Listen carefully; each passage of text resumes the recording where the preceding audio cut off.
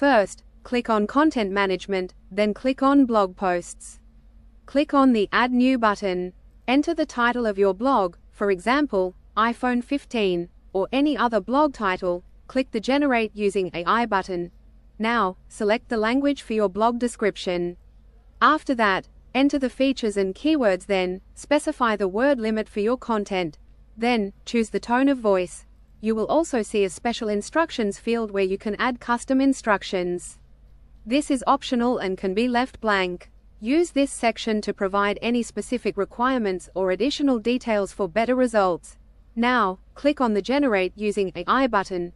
The system will start processing. You will be able to see the AI thinking and generating the content in the background. During this time, the system is analyzing your inputs to create high-quality and relevant content. Your content will be generated along with the Save and Copy buttons. Using Save button, save the content.